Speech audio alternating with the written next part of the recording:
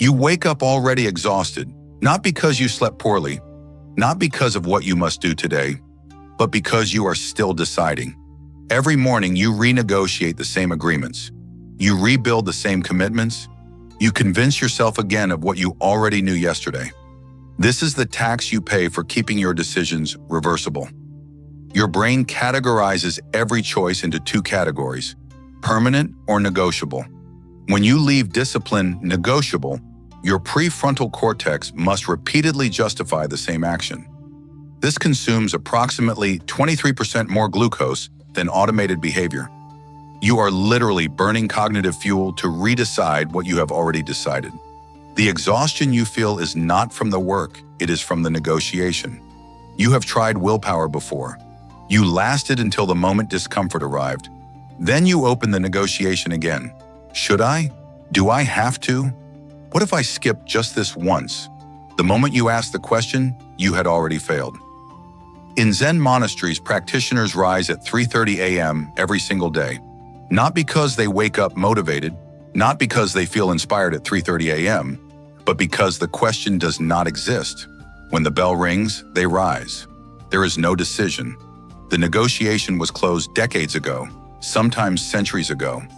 The energy that you waste on internal debate, they redirect toward practice. This is not metaphor, this is neural architecture. The basal ganglia automates repeated behaviors into procedural memory. But automation only occurs when the behavior becomes non-negotiable. Every time you reconsider, you reset the automation timer. You are training your brain that this action requires deliberation. You are building the exhaustion into the system. Your inner conflict is not between discipline and laziness. It is between your competing negotiations. Part of you argues for the commitment. Part of you argues for the exception. Both parts burn energy. Both parts create evidence. Neither part wins. The conflict ends when the negotiation ends. You believe this required more willpower. It requires less decision-making. This is the first principle. Close the negotiation permanently for one behavior, not eventually, not when you feel ready. Today, choose a single daily action that matters to your transformation, not the entire system. Not 5 new habits.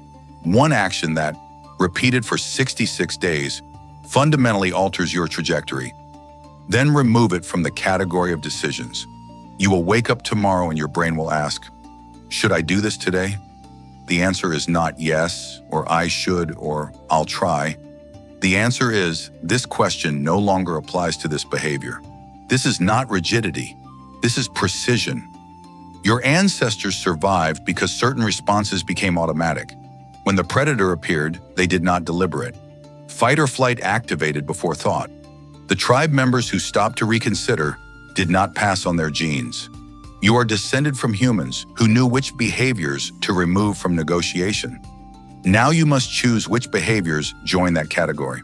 The second principle appears once you close the first negotiation. Defend the closed decision from your own arguments. Your brain will produce sophisticated reasoning for reopening the negotiation. It will present special circumstances. It will offer compelling exceptions.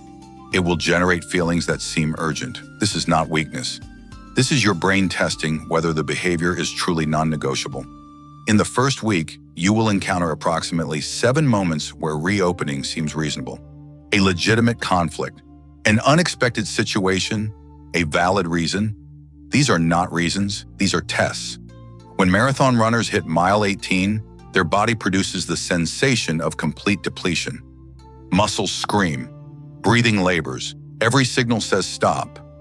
But seasoned runners recognize this as the wall, not as actual system failure. The body can continue. The sensation is the primitive brain's final attempt to prevent unnecessary energy expenditure. Your urge to renegotiate is your wall at mile 18. The runner who stops at the wall never finishes. The runner who recognizes the wall for what it is continues through. You will recognize your renegotiation attempts for what they are, your brain testing the permanence of your decision. Then you will continue anyway. The third principle builds on sustained closure. Redirect reclaimed energy toward observation, not additional discipline. Most people close one negotiation, then immediately open 3 more. They eliminate the morning workout debate, Then start negotiating diet, sleep schedule, and meditation practice. This recreates the exhaustion in new domains. Instead, maintain the single closed decision. Then observe what happens to the energy you reclaim. In approximately 9 to 11 days, you will notice something shift. The resistance decreases. The behavior requires less conscious effort. You find yourself thinking about other things during the action that once consumed your full attention. This is automation beginning. Neuroscientists at University College London found that habit formation follows a predictable curve. Initial repetitions require high cognitive load. Around day 21, load begins decreasing. By day 66, most behaviors reach 90% automation for 73% of participants, but only when the behavior remains non-negotiable throughout the entire period. Every reopened negotiation resets portions of the automation process.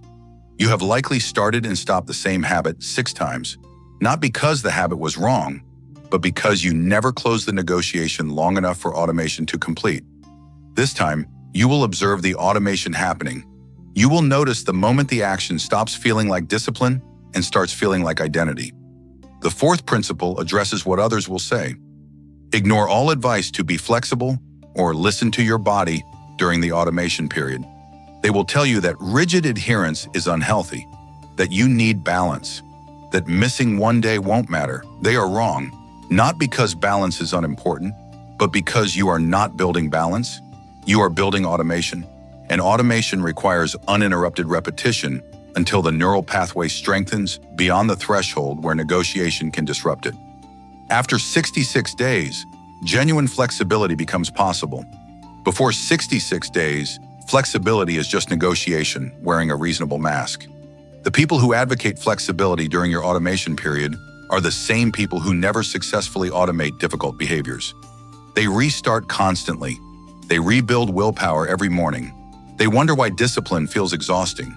They have never experienced what happens when the negotiation fully closes.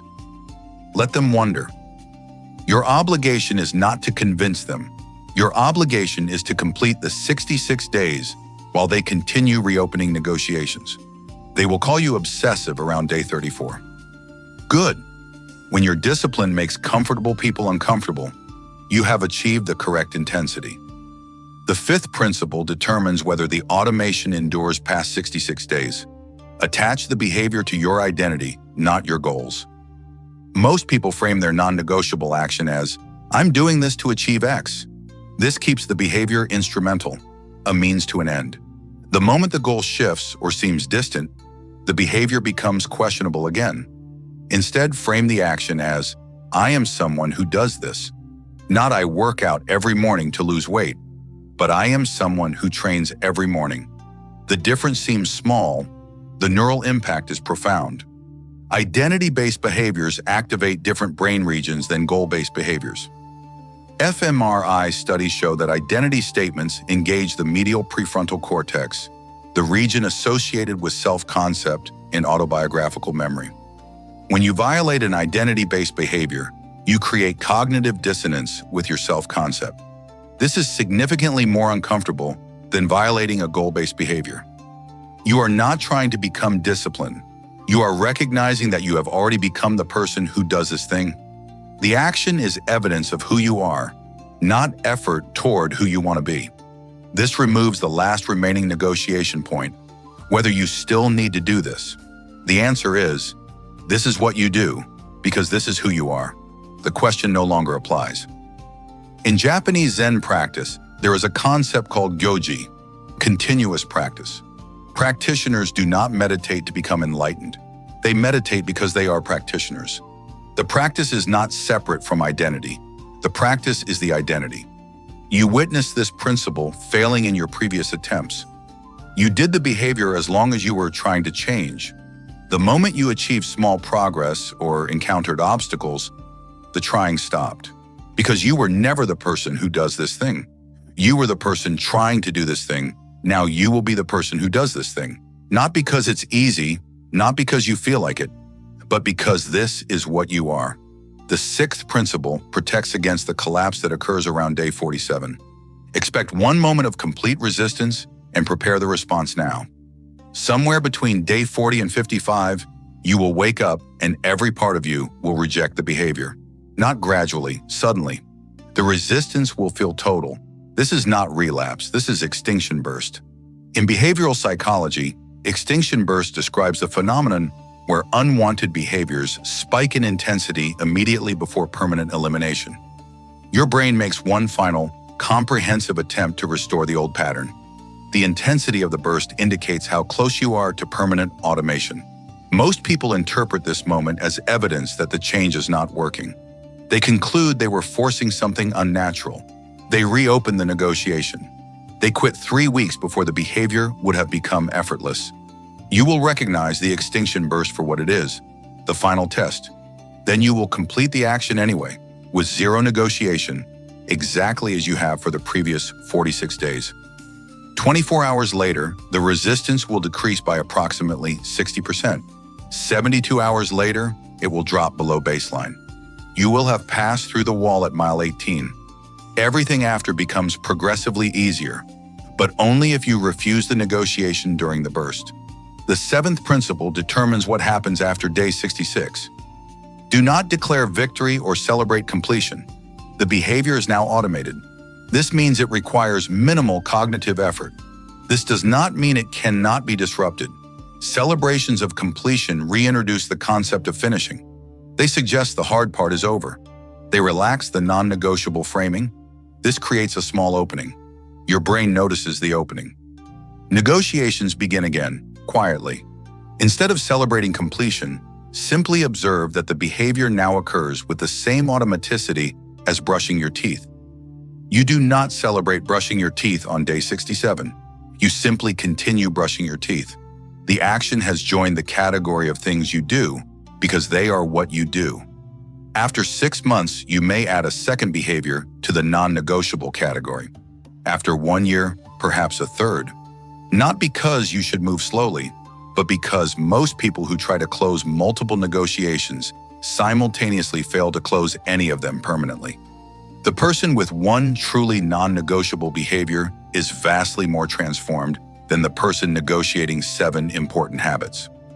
Zen practitioners spend years, sometimes decades, perfecting single practices before adding complexity. Not because they lack ambition, but because they understand that one behavior executed with complete non-negotiation transforms identity more than 10 behaviors executed with constant reconsideration. You have been that person negotiating 10 behaviors. You exhausted yourself managing the negotiations.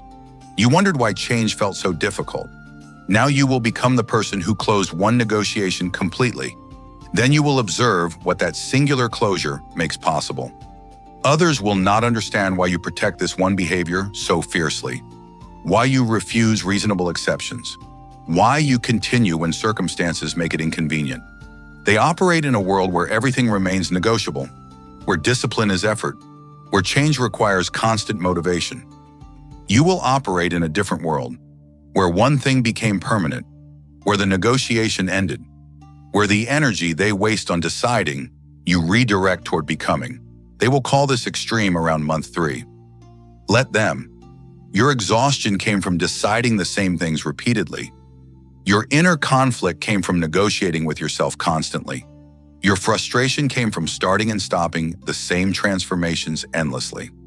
This ends when you close one negotiation permanently, not someday, not when conditions align, today. Choose the single behavior that matters most to who you are becoming. Remove it from the category of decisions. Defend that closure against every argument your brain produces. Observe the automation forming. Ignore advice to reopen. Attach the behavior to identity. Survive the extinction burst. Continue past 66 days without celebration. Then watch what happens when your energy stops flowing toward negotiation and starts flowing toward transformation. The decision is not whether you can do this. The decision is whether you will close the negotiation today or continue exhausting yourself with it tomorrow. One choice restores your energy. The other guarantees you will wake up tired again, rebuilding the same commitments, relitigating the same agreements. Now choose which person you will be.